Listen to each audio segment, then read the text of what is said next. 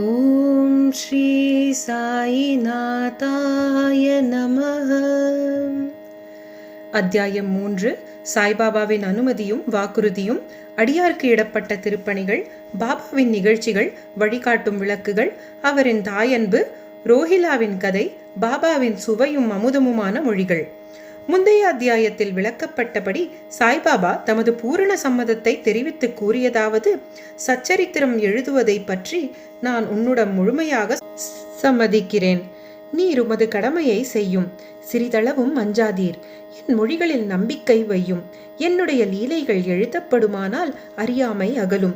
அவைகள் கவனத்துடனும் பக்தியுடனும் கேட்கப்படுமானால் இவ்வுலக வாழ்க்கையின் உணர்வு தணிந்து பக்தி, அன்பு ஆகியவற்றின் வலிமையான அலைகள் மேலெழும்பும்.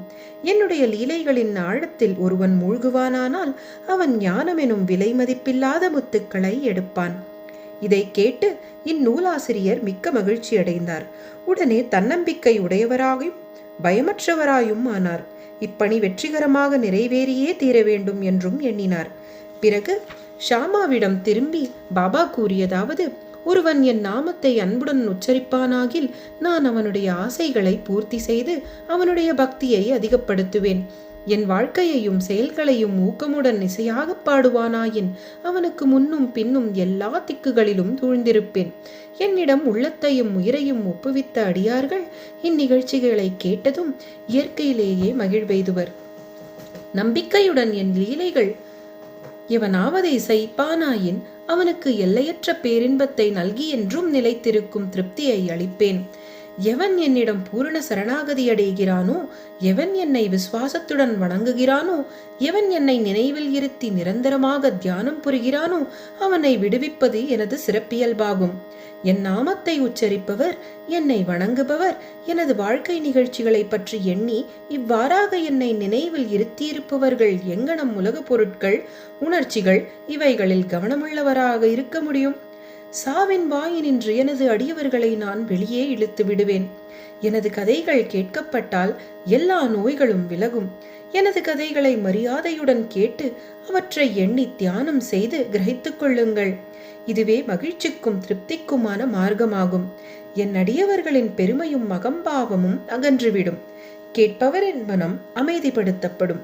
அன்றியும் அது இதயபூர்வமும் முழுமையான பக்தியாயிருப்பின் மனம் உச்ச உணர்ச்சியுடன் ஒன்றாகிவிடும்.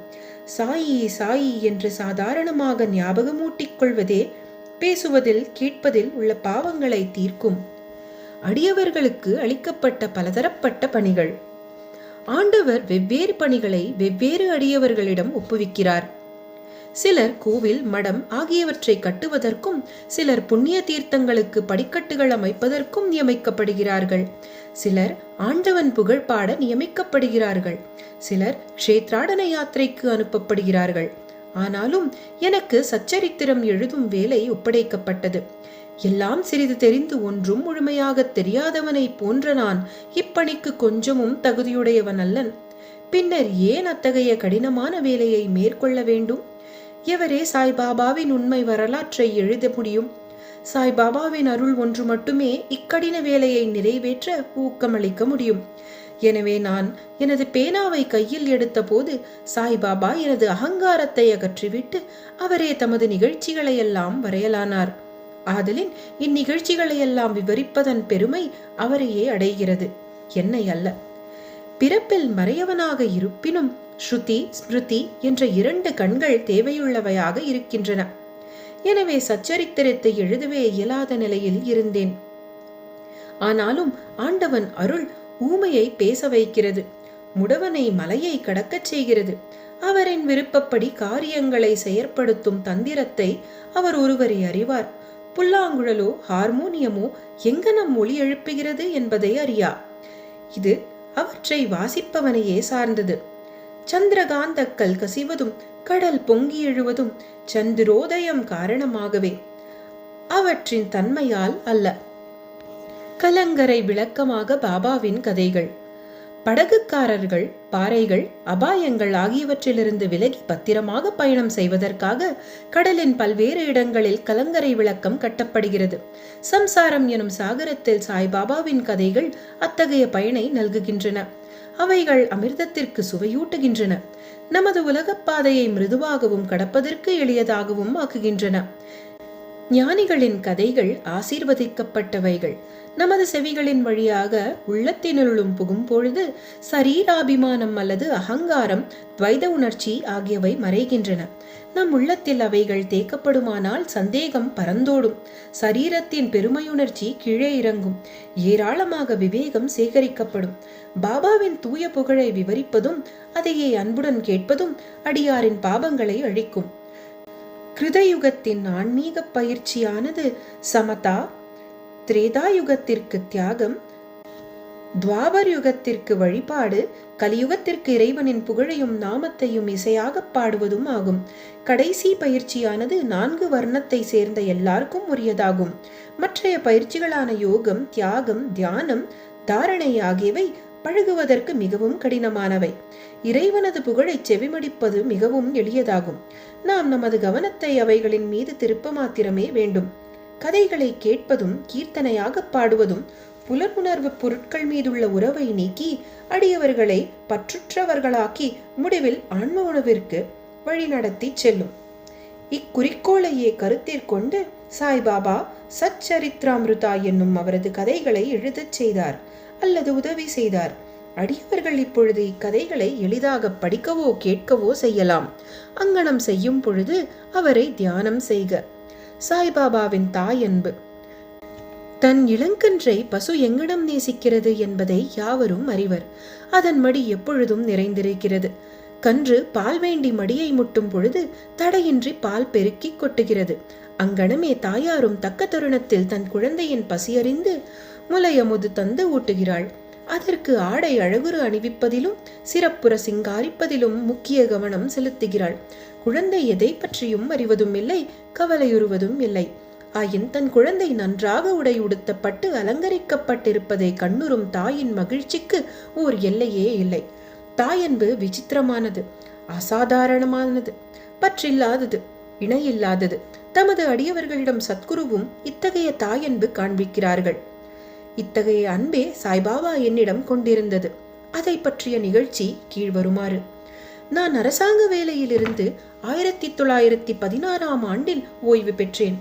கௌரவமாக என் குடும்பத்தை நடத்துவதற்கு எனக்கு தீர்மானித்து தரப்பட்ட பென்ஷன் போதவில்லை.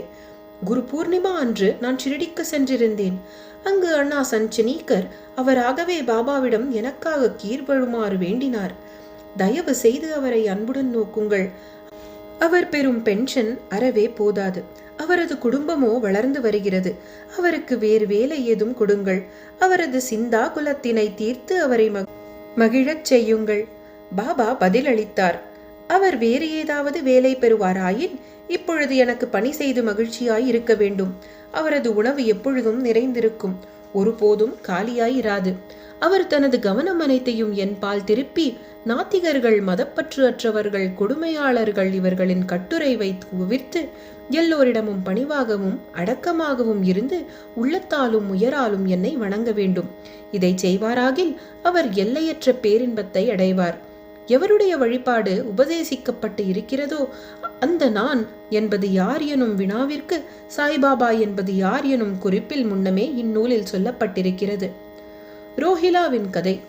எல்லோரையும் மறைவணைக்கும் சாய்பாபாவின் அன்பை ரோஹிலாவின் கதை நமக்கு காட்டுகிறது.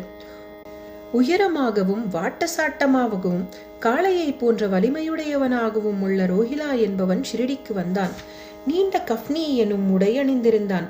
பாபாவிடமுள்ள அன்பினால் அங்கு தங்கியிருந்தான். இரவும் பகலும் கலிமாவை சப்தமாகவும் குரூரமாகவும் ஒப்பித்து அல்லாஹு அக்பர் என்று கத்துவான். ஷிரடியின் பெரும்பாலான மக்கள் பகலெல்லாம் தங்கள் வயலில் வேலை செய்துவிட்டு இரவு வீட்டிற்கு திரும்பும் பொழுது ரோஹிலாவின் குரூர இறைச்சல்களாலும் கத்தலாலும் வரவேற்கப்படுவார்கள். அவர்கள் தூங்க முடியாமல் மிகுந்த தொல்லையும் அசௌகரியமும் அடைந்தனர். மௌனமாக இத்தொந்தரவை சில நாட்கள் பொறுத்திருந்து அவர்களால் இனிமேல் இத்துயரம் பட முடியாது எனும் நிலை வந்தவுடன் பாபாவை அணுகி இதை கவனித்து ரோஹிலாவின் தொந்தரவை நிறுத்தும்படி வேண்டிக் கொண்டனர். பாபா அவர்களின் வேண்டுகோள்களை கவனிக்கவே இல்லை. மாறாக அவர்களை கடிந்தார். அவர்களை தங்கள் வேலைகளை கவனிக்கும்படியும் ரோஹிலாவை கவனிக்க வேண்டாம் என்றும் கூறினார். அவர் மேலும் ரோஹிலாவுக்கு மிகவும் கெடுதலான மனைவி ஒருத்தி இருக்கிறாள் என்றும், அவள் உள்ளே வரமுயன்று ரோஹிலாவையும் தம்மையும் தொந்தரவு செய்வதாகவும், ஆனால் ரோஹிலாவின் பிரார்த்தனைகளை கேட்டவுடன் அவள் உள்ளே நுழைய துணியவில்லை என்றும், ஆதலால் அவர்கள் மன அமைதியுடனும் மகிழ்ச்சியுடனும் இருக்கிறார்கள் என்றும் கூறினார். உண்மையில் ரோஹிலாவுக்கு ஒரு மனைவியும் கிடையாது. அவனுக்கு மனைவியாக பாபா குறிப்பிட்டது துர்புத்தி, அதாவது கெட்ட எண்ணங்களாகும். ஏனெனில் வேறெதை காட்டிலும் கடவுளிடம் வேண்டிக் கொள்வதிலும் முறையிட்டு பேரிரைச்சல்கள் செய்வதையும் பாபா விரும்பினார். அவர் ரோஹிலாவின் பக்கம் இருந்து ரோஹிலாவின் இரைச்சல்களையும் கூக்குரல்களையும் பொறுத்து கொள்ளுமாறும் அவை சீக்கிரம் மறைந்துவிடும் என்றும் கூறினார்.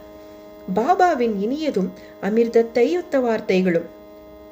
ஒரு நாள் மத்தியானம் ஆரத்தி முடிந்த பிறகு அடியார்கள் தங்கள் இருப்பிடங்களுக்கு திரும்பிக் கொண்டிருந்தார்கள். அப்பொழுது பாபா கீழ்கண்ட அழகான அறிவுரையை விடுத்தார். நீங்கள் எங்கு வேண்டுமானாலும் இருங்கள், என்ன வேண்டுமானாலும் செய்யுங்கள். ஆனால் இதை நன்றாக ஞாபகத்தில் வைத்துக் கொள்ளுங்கள். நீங்கள் செய்வது அனைத்தும் எனக்கு தெரியும். நானே அனைவருடைய அந்தரங்க ஆட்சியாளனாக இதயத்தில் அமர்ந்து இருக்கிறேன். இந்த உலகக்கண் அசையும் அசையா சர்வ ஜீவராசிகளையும் மறைவணக்கின்றேன். இப்பிரபஞ்சம் எனும் தோற்றத்தை நானே கட்டுப்படுத்துபவன், ஆட்டுவிப்பவன். எல்லா வர்க்கங்களின் மூலமாதான் நானே. முக்குணங்களின் கூட்டுறவும் நானே. நானே எல்லா உணர்ச்சிகளையும் உந்துபவன், படைப்பவன், காப்பவன், அழிப்பவனுமாம். என்பால் கவனத்தை திருப்புவனை எதுவும் துன்பம் விளைவிக்காது.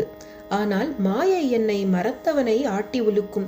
எல்லா பூச்சிகள், எறும்புகள், கண்ணுக்கு தென்படுபவை, அசையக்கூடிய அசைய முடியாத உலகம் எல்லாம் என்னுடைய உடம்பு அல்லது உருவமாகும். இத்தகைய அழகான விலைமதிப்பற்ற மொழிகளை கேட்டு இனிமேல் என் குருவை தவிர வேறு யாருக்கும் நான் பணிவிடை செய்யப்போவதில்லை என்று என் மனதில் நான் தீர்மானித்தேன்.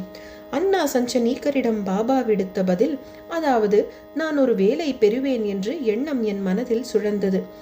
நான் அங்கனம் நிகழுமா என்று எண்ணிக்கொண்டிருந்தேன். எதிர்கால நிகழ்ச்சிகளை கண்ணுறும் பொழுது பாபாவின் வார்த்தைகள் உண்மையாயின. நான் ஒரு அரசாங்க உத்தியோகத்தை பெற்றேன். ஆனால் அது குறுகிய கால அளவுடையது.